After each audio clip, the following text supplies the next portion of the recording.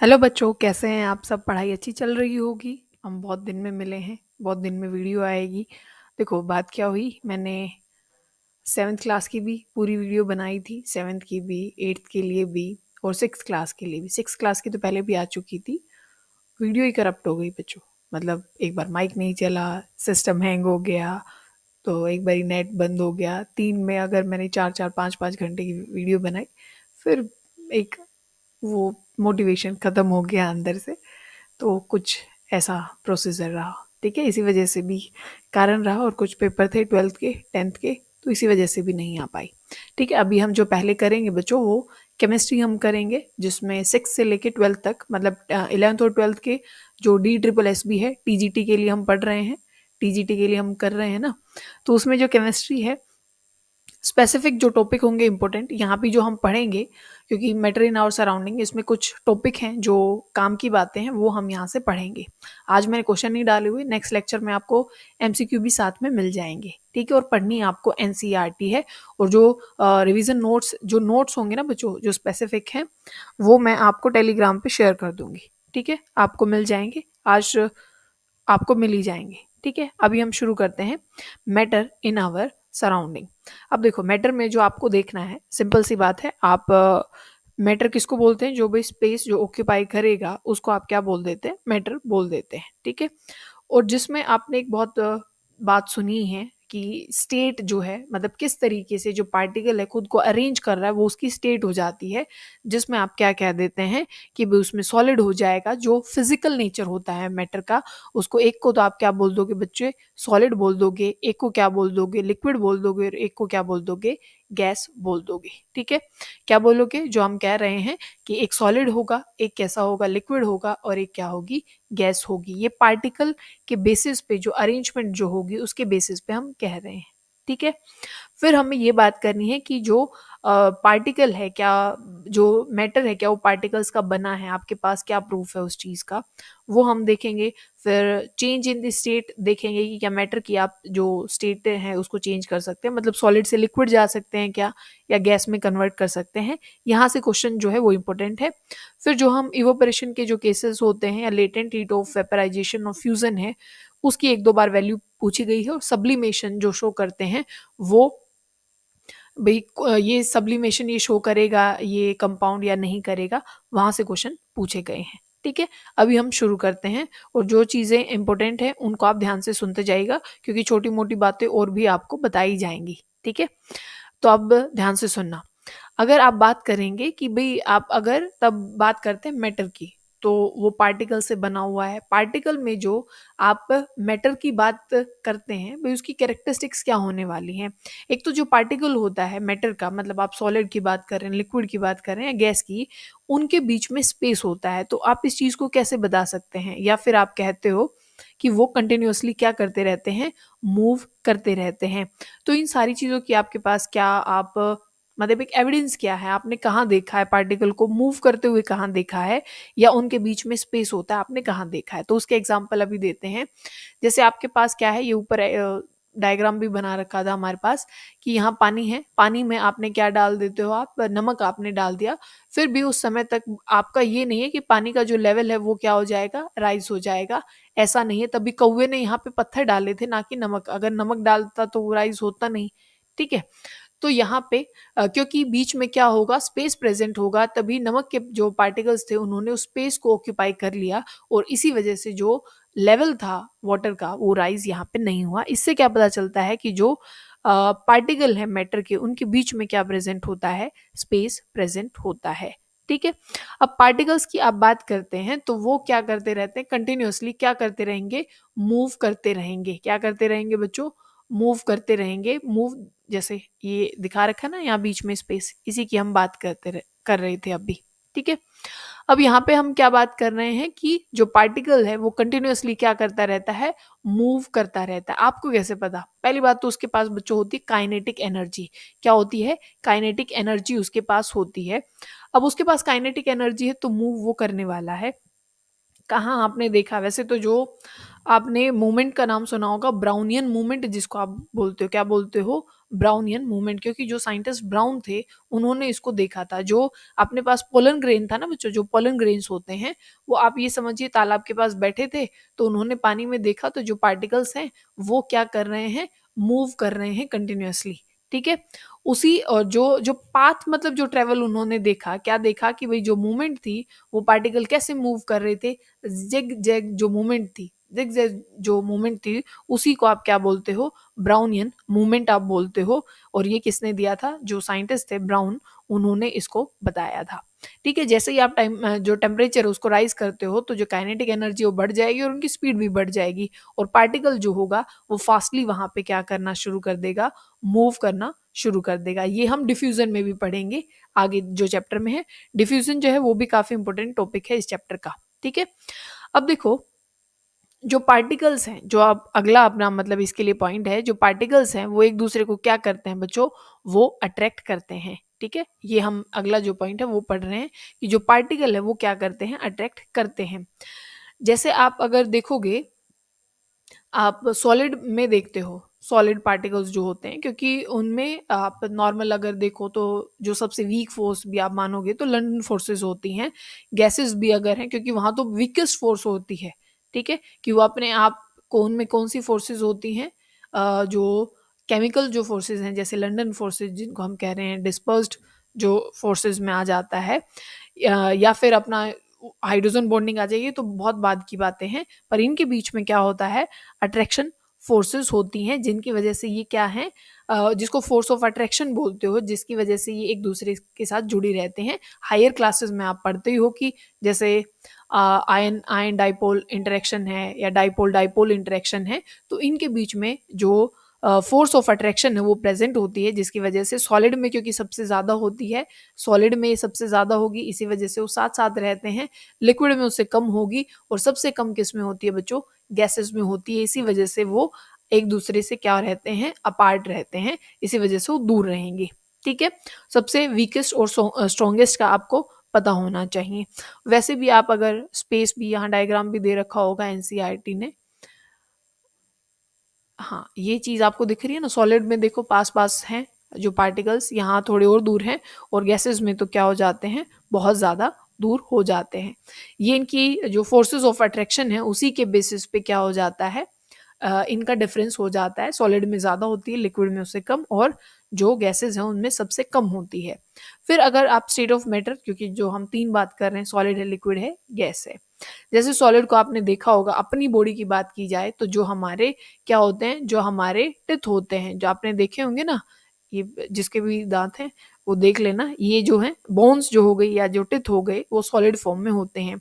जो ब्लड हो गया, वाटर हमारी बॉडी में अच्छा खासा होता है, परसेंटेज जो अपना क्या है, वाटर है उसकी बहुत ज़्यादा है, तो लिक्विड भी हमारी बॉडी में प्रेजेंट है।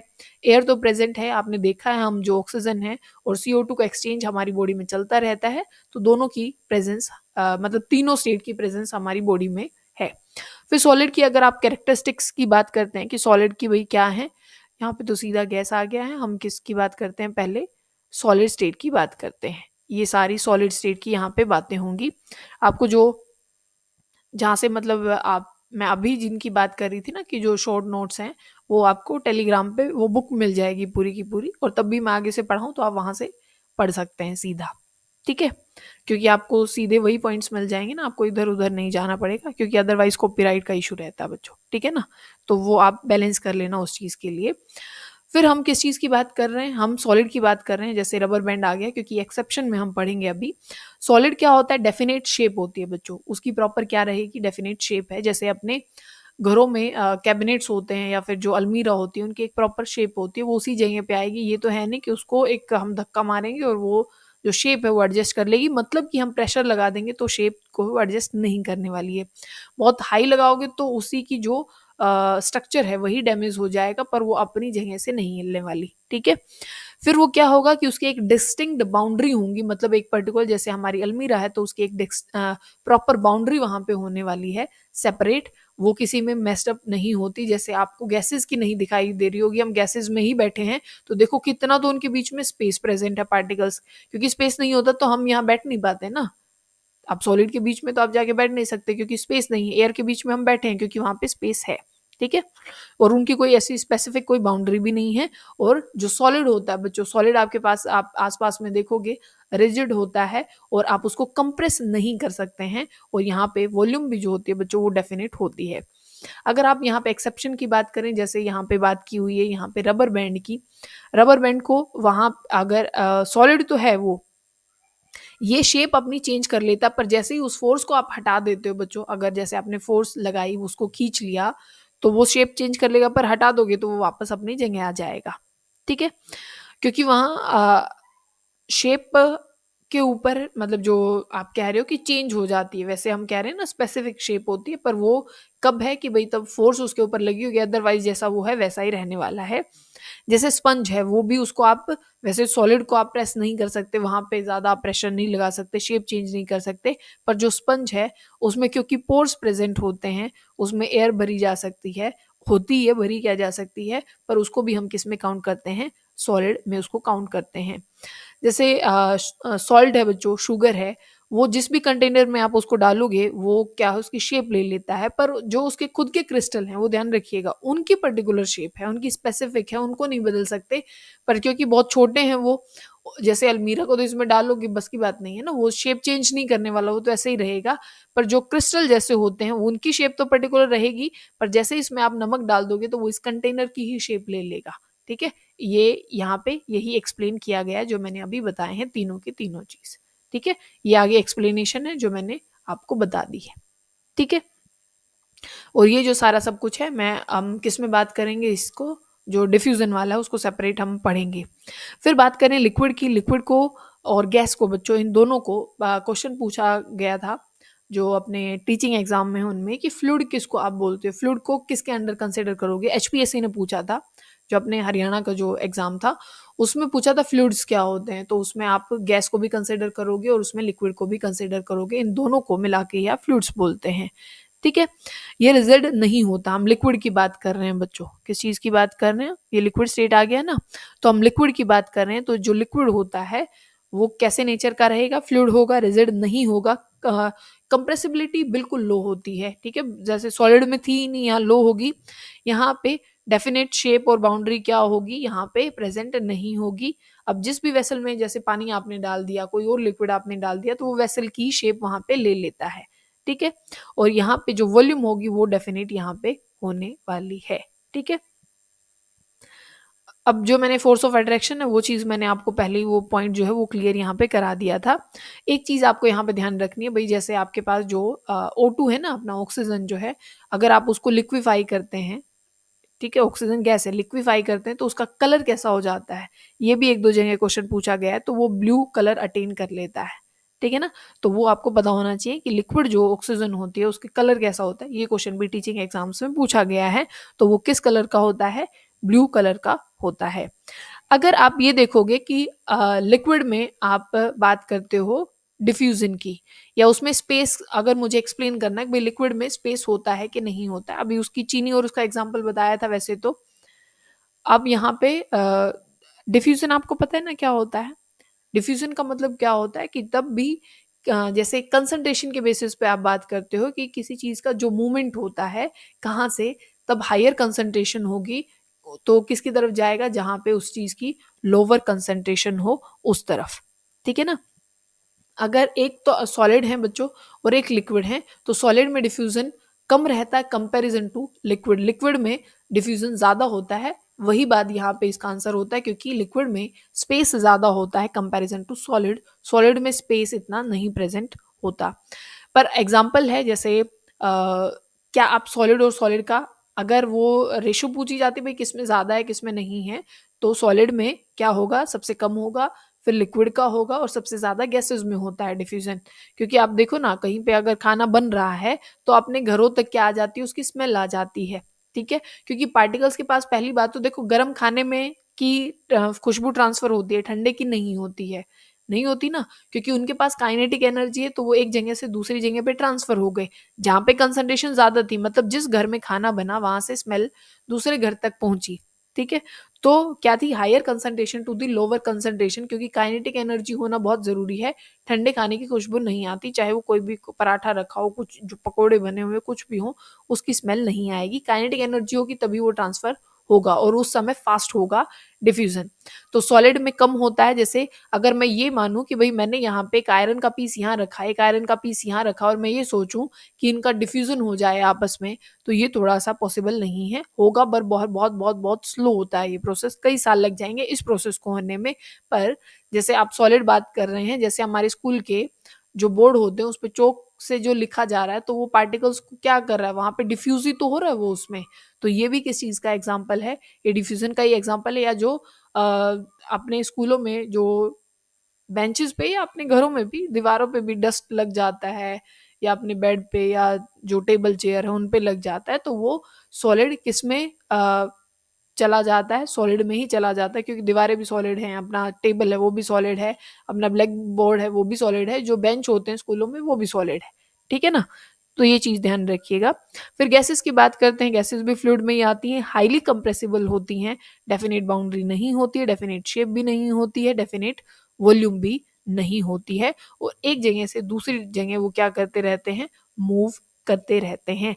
अब यहाँ पे ना बच्चों गैसेस में प्रेशर का बहुत अच्छा खेल है, ये तो आपको पता ही है। सीएनजी और ये क्या होती हैं, क्योंकि जो अपने सीएन जो सिलेंडर है या गाड़ियां भी चलती हैं इसमें, उसको कंप्रेस्ड फॉर्म में डाला जाता है। एक जगह ये भी क्वेश्चन पूछा गया भाई, जो सीएनजी जो होती है सिलेंडर में, वो किस फॉर्म में डाली जाती है, सॉलिड, लिक्विड, या एक आप कंप्रेस्ड फॉर्म में उसको क्या किया है, जो सिलेंडर है उसमें डाला गया है, तो ये आपको पता होना चाहिए। ठीक है, ये चीज यहाँ पे लिखी गई है। एक तो ये है लिक्विफाइड पेट्रोलियम गैस, जिसको एलपीजी बोलते हो, ये किस में अपने घर में होती है, कुकिंग के लिए होती है। और जो ऑक्सीजन जो हॉस्पिटल्स में होती है सिलेंडर, वो भी क्योंकि कंप्रेस करके डाला गया है ना बच्चों, उसको सिलेंडर में कंप्रेस्ड फॉर्म में डाला गया है। और एक ये अपनी सीएनजी है, जिसको आप फ्यूल के तरीके से यूज करते हो। और क्योंकि यहाँ पे गैसेस की हाई कंप्रेसिबिलिटी होती है, और वॉल्यूम क्योंकि आप बहुत ज्यादा उसमें प्रेजेंट है ना, और उसको कंप्रेस करके पार्टिकल्स को क्या लेके आते हो, पास में ले आते हो।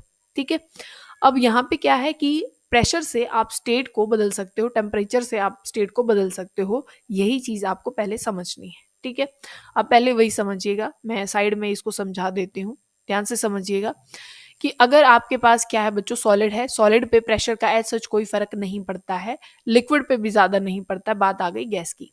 गैस पे अगर आप क्या बढ़ाते हो, प्रेशर बढ़ा देते हो, जैसे अपना जो सॉफ्ट ड्रिंक होती हैं उसमें जो CO2 है वो एक प्रेशर फॉर्म में प्रेशर है, तो वो किसके अंदर है, जो सॉफ्ट ड्रिंक होती हैं अपना जो ठंडा हो जो हम पीते हैं गर्मियों में, तो उसके अंदर वो CO2 है, फिजीनेस जो आता है उसी की वजह से आता है। जैसे ही आप ढक्कन खोलते हो, आपने देखा है ना उसकी साउंड से वो बाहर निकलता है, तो CO2 बाहर निकल रही है, तो प्रेशर रिलीज किया तो वो बाहर निकल गई।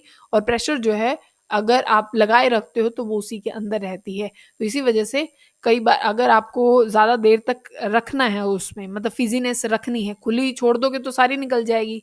तो बोतल को क्या करके रखो, उल्टा करके रख दो, क्योंकि फिर सारी जो गैस होगी वो, जैसे एक आप सीधा करके रख रहे हो तो यहाँ पे गैस रहेगी, उल्टा कर दोगे तो सारी गैस कहाँ पे पहुंच जाएगी, यहाँ पे। तो यहाँ लीक होने की तो कोई ऐसी प्रॉब्लम रहेगी नहीं। ठीक है, तो ये चीज आप समझ सकते थे। फिर बात करते हैं टेम्परेचर की बच्चों। टेम्परेचर का खेल भी गैस के साथ बड़ा अच्छा है, कि अगर आप क्या करते हैं, यहाँ पे इस बोतल में क्या थी, CO2 थी, और हमने टेम्परेचर बढ़ा दिया तो CO2 बड़ी भाग के निकल जाएगी। और टेम्परेचर कम रखोगे, जैसे हम इसको फ्रीजर में रखते हैं, तो वो उसका जो रेट था बाहर निकलने का वो क्या हो जाएगा, स्लो डाउन हो जाएगा। ठीक है, वैसे भी अगर आप जानते हैं कि सॉलिड है, सॉलिड टेम्परेचर आप बढ़ा देंगे तो वो क्या हो जाएगा, मेल्ट हो जाएगा, और मेल्ट होके वो किस में कन्वर्ट हो जाएगा, लिक्विड में। और वहां पे भी आप टेम्परेचर बढ़ा देते हो, टेम्परेचर हाई कर रहे हो, तो यहाँ पे बॉइलिंग हो जाएगी, और वो किस में कन्वर्ट हो जाएगी, गैस में। फिर क्या है, टेम्परेचर अगर आप कम कर देते हो, यहाँ पे आप रिवर्स करना शुरू करते हैं, टेम्परेचर कम कर दोगे, लिक्विड बहुत ज्यादा कम कर दोगे, फ्रीज हो जाएगा, तो वो किस में कन्वर्ट हो जाएगा, सॉलिड में। यहाँ पे टर्म याद रखने की, सॉलिड से सीधा गैस में या गैस से सॉलिड में, इस कन्वर्जन को आप सब्लिमेशन बोलते हो। क्या बोलते हो, सब्लिमेशन। तो मेल्टिंग आपको पता होना चाहिए। यहाँ पे मैं आपको लेटेंट हीट ऑफ फ्यूजन और लेटेंट हीट ऑफ वेपराइजेशन आपको बताती हूँ। क्या है लेटेंट हीट ऑफ फ्यूजन और लेटेंट हीट ऑफ वेपराइजेशन।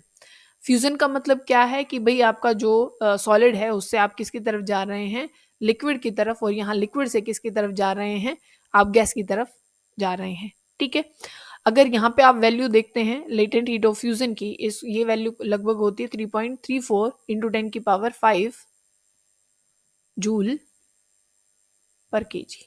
ठीक है, और ये लगभग होती है अपने पास 22.4 इंटू 10⁵ और यूनिट सेम रहेगी। ठीक है, अब फ्यूजन मतलब सॉलिड से लिक्विड की तरफ जाना है, कि आपके पास आइस है, आइस से आप किसकी तरफ कन्वर्ट हो रहे हैं, वो लिक्विड की तरफ, पानी की तरफ।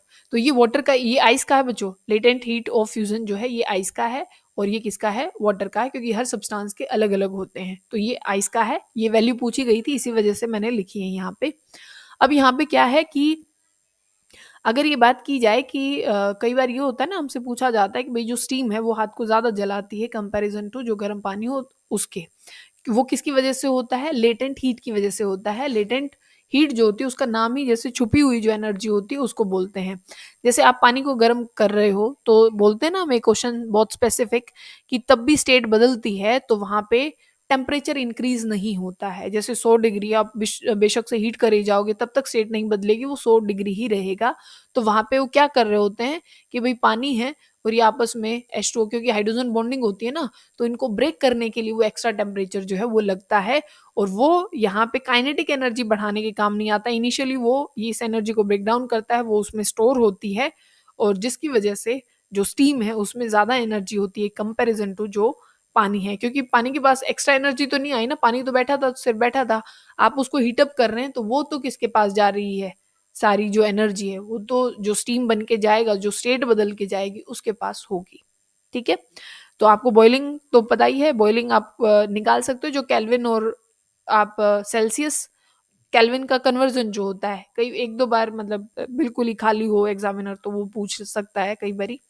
ये सेल्सियस प्लस में अपना 273, ये किस में कन्वर्ट कर दोगे आप इसको, ये केल्विन में कन्वर्ट हो जाएगा।